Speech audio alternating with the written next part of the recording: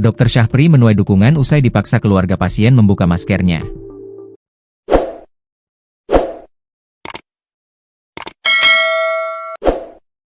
Bahkan Menteri Kesehatan pun mendukung Dr. Syahpri untuk melanjutkan kasus tersebut ke jalur hukum.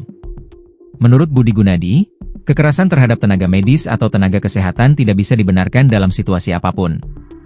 Budi telah mengirimkan tim Kemenkes ke Sekayu sebagai bentuk dukungan terhadap proses hukum yang diambil oleh Dr. Syahpri. Saat ini, saya sudah menugaskan tim Kemenkes untuk memberi dukungan penuh terhadap langkah hukum yang diambil oleh Dr. Syahpri dan RSUD Sekayu. Saya dukung sepenuhnya kasus ini harus dituntaskan melalui jalur hukum untuk memberikan efek jera. Semoga proses hukum dapat berjalan lancar, sehingga memberikan efek jera terhadap pelaku, tegasnya. Selain Menkes, warganet pun memuji reaksi Dr. Syahpri yang tetap tenang dalam situasi tersebut. Aksi penganiayaan dan penghinaan terhadap Dr. Syahpri di RSUD Sekayu, Kabupaten Musi Banyuasin, Sumatera Selatan tengah jadi sorotan.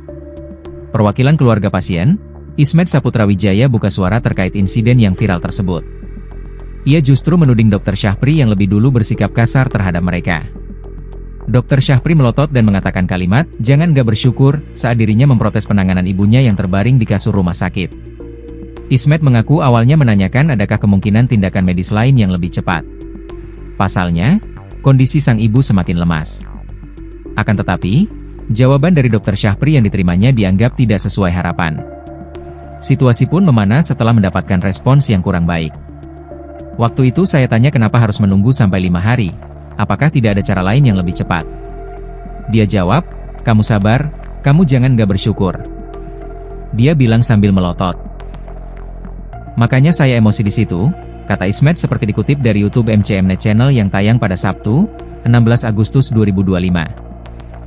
Ismet mengatakan justru sikap dokterlah yang lebih dulu membuat suasana menjadi panas. Kejadian itulah yang kemudian memicu pertikaian hingga viral di media sosial.